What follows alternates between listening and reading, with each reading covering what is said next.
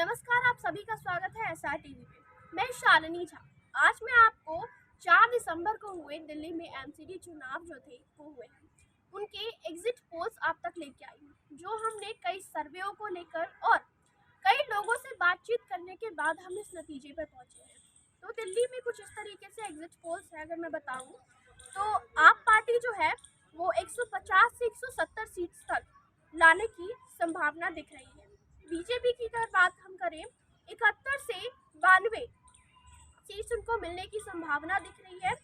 और कांग्रेस की बात करें तो वो 7 से या फिर 4 सीटों में ही सिमट कर रह जाएगी और अदर्स सिर्फ एक। अगर हम बात करते हैं दिल्ली की, तो दिल्ली में पिछले 15 साल से एमसीडी में बीजेपी ही थी। उसके बाद ये चुनाव हुए हैं और दिख रहा है कि दिल्ली की जो जनता है वो इस बार आप पार्टी को एमसीडी में लाने की पूरे मूड में है।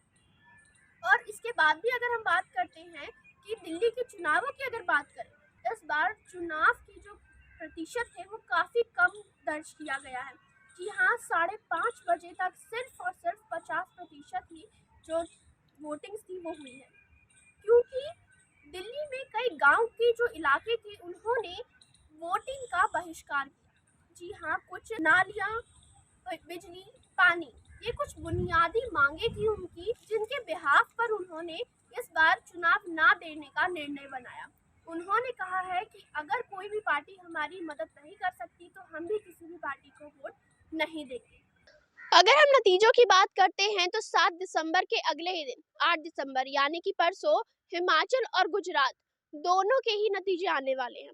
हिमाचल के जो चुनाव थे वो 12 नवंबर को हुए थे और नतीजे जो है परसों यानी कि 8 दिसंबर को आएंगे। और गुजरात के चुनाव भी हाल ही में हुए हैं और उसके जो नतीजे हैं वो भी जो है परसों ही आने वाले हैं। इसके भी एग्जिट पोल्स जो हैं वो मैं आप तक पहुंचाना चाहूंगी। तो इसके एग्जिट पोल्स कुछ इस तरीके से हैं। अगर हम हिमाचल की बात करते हैं तो हिमाचल में 68 सीटों पे वोटिंग की गई, जिसमें बीजेपी जो है वो 31 से 40 सीटें मिलने की संभावना बन रही है। कांग्रेस 40 से 37 सीटों पर सिमट कर रह जाएंगी और अदर्स की बात करें तो 1 से 2 सीटें जो है वो अदर्स को मिलने की संभावना है। और अगर हम बात करते हैं आम आदमी पार्टी यानी कि आपकी, तो उसको सिर्फ 1 सीट मिलने की संभावना दिख रही है। अब हम बात करते हैं गुजरात की। गुजरात में अगर हम बात करते हैं तो 182 सीटों पे वहां पे वोटिंग की गई है। तो अगर बीजेपी की बात करें तो सबसे ज्यादा बहुमत से बीजेपी यहाँ पे आती दिख रही है हमको, जो कि 110 से 140 सीटें उनको मिलती दिख रही हैं। कांग्रेस की बात करें तो 35 से 60 सीटें उन्हें मिलती दिख रही हैं। आपकी बात करें तो आप जो है वो 1 से 5 सीटों में ही सिमट कर रह जाएगी। और अदर्स की बात करें तो अदर्स को इस बार 4 सीटों की संभावना दिख रही है।